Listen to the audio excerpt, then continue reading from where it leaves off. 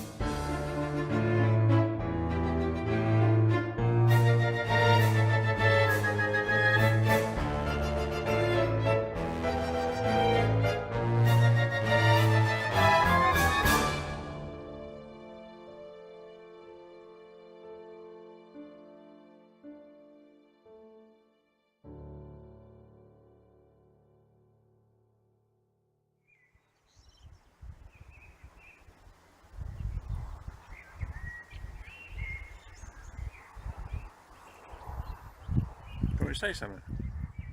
Yeah. Because it's a journey that you don't want to spoil us. But it is intense. And was it a difficult role to do? Duncliffe Hill, Duncliffe Woods. Ancient woodland. Well, one tense, I've got you. You filming it yet? I've got you. Right, okay. And I've Hambledon Hill, we're not, we're at Duncliffe Hill. But this is the precursor to Hambledon Hill. You're going to start that one again? No, I can't be bothered. This is the start of the 4th of August, it's the same day. And Cromwell's troops had got to Duncliffe Hill here, a place thickly wooded, after seeing colours flying from the top of the hill. What we'll do is we'll go to the side and we'll start the story of what happened here on the 4th of August in 1645.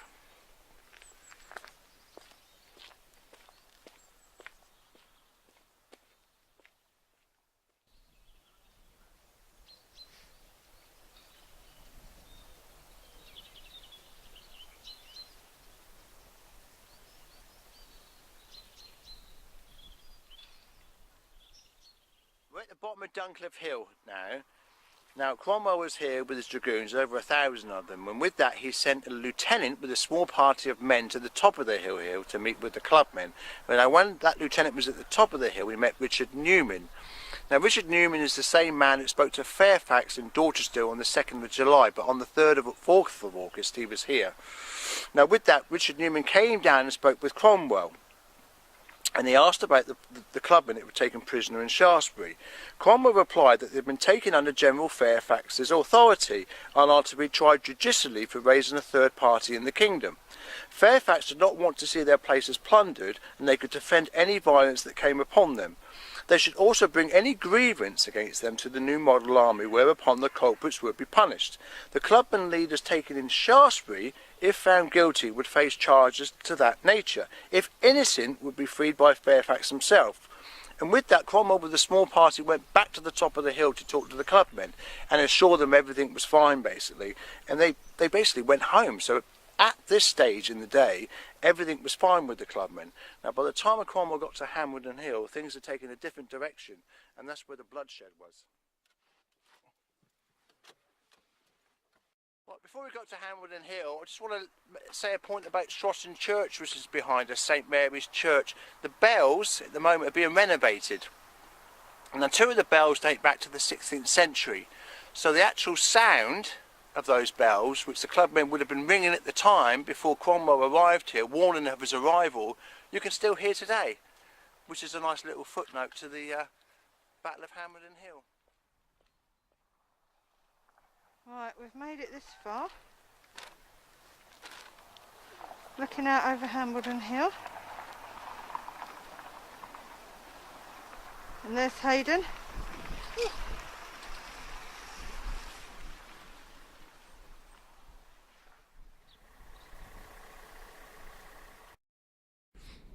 Well, here we are at Hambledon Hill, and it's right behind me. Now this is where the clubmen gathered on the 4th of August. There was 2,000 to 4,000 of them. What we want to do is go back to the day before that, the 3rd of August, where all the clubmen leaders, a lot of the clubmen leaders, gathered in Shaftesbury at a place called Castle Hill. Now Fairfax had got wind of this and sent General Fleetwood with a troop of horse to arrest all of them, which he did. He surrounded all of them and took them prisoner back to Sherborne. hence the clubmen being gathered here. They all met here on the 4th of August to march on to Sherborne to get their clubmen leaders back. But meanwhile, Cromwell got wind what was going on, and he was coming this way to meet the clubmen. So the scene was set for the battle.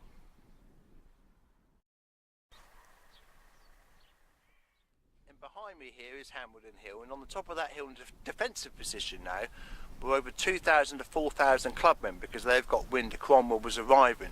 Now Cromwell did arrive, and he was here at the bottom of the hill with over 1,000 dragoons. Now when Cromwell arrived here, he met a man loading his musket, and the man drew his musket on Cromwell and his troops, but he was overpowered. So that's how the day started. Now meanwhile, there was a man called Mr. Lee who was on the top of the hill with the clubmen, who was being sent down afterwards to talk to Cromwell, and Cromwell was sending Mr. Lee back, and they were debating terms and their grievances. But this must have imploded during the day, early morning and during the day, because what was to commence afterwards was a bloody battle.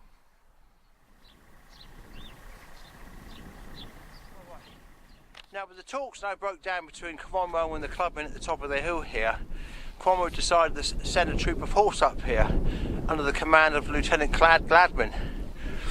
Now it was a show of force really, because it wasn't a major attack on the clubmen up here, but they rode up maybe this route here, because this is a back way to the top of the hill.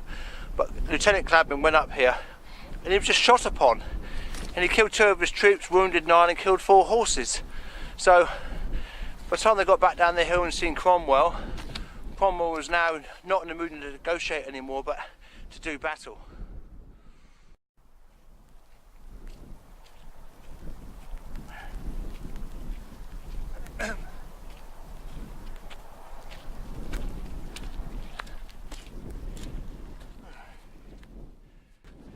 Right, but Gladman gone back with his wounded soldiers. Cromwell was there, and he wasn't in the mood to talk to the clubmen anymore, and the battle was going to commence full time. Now, he sent Major Dusborough up here with a troop of dragoons on horse, and they charged up here to the clubmen, which were in a defensive position above me up here, and they must have charged up this back way, because this is quite level, and any other place on Hambledon Hill is really steep, and to get horses up there would have been quite a job, and it wouldn't have been possible. Now they charged into the clubmen, which were at the top of the hill here, and Thomas Prevail was the commander. He was the leader of the clubmen as such, and he cried out to his men. He said they must stand to it now, and that rather than lose their armies, he would pistol them that gave back. But they weren't disciplined troops, so they were soon scattered. And with Desborough's men going in with swords flashing and muskets blazing, a lot of them were killed. There was up to 60 killed on that day, clubmen. In Desborough's troops, he lost about 4 or 5. You don't really know, because there's a lot of propaganda going around at the time, and all this is written from Cromwell's side and not the clubmen's side, so he'd have put his losses at less. But that was really the end of the clubmen in battle in Dorset. And the prisoners taken here was Robert Frampton, Thomas Prevail, and some of the main leaders, and they were put in the church in Shroton, where we were earlier on in the series of the club in 1645, which we've been filming through the year. Hill now, because it's too cold up there and we wanted to warm up, so we popped in the cricketers here, had a quick cup of coffee, sat by the fire, and we're nice and snug and warm now. But what I wanted to say when I was up there was what the clubmen were about really, and how later on in life we can relate to what they were about. And we recently came back from a debate up in London about the putting debates from 1647, and it was more about the levellers, but there was a professor there, Mark Knights, who talked from the history section of the University of Warwick, and I thought his words were quite relevant, because his voice, what he said was, petition could give a voice to the grievances from the parish pump upwards, very much what the clubmen were about. Petitioning gave a voice to regions and groups as much as to the nation. Petitioning was created at the local level, representing the views of towns and counties. This gave a region a voice within the national one, and importantly it enabled the contested plurality of the voice of the people to become apparent, which, you know, relates very much to what the clubmen were about here. Petitioning refused to accept that there was one single voice or will of the people, rather it revealed many voices of the people. A plurality of legitimate viewpoints jostled with each other in the public sphere. And I think they're wise words, and we can relate to them now in localism and activism, in local issues where the state imposes things on the county, and our loss of power with local councils and our loss of our voice of say. And that's what I wanted to say, really. That's how can we relate to the Clubmen from then to now.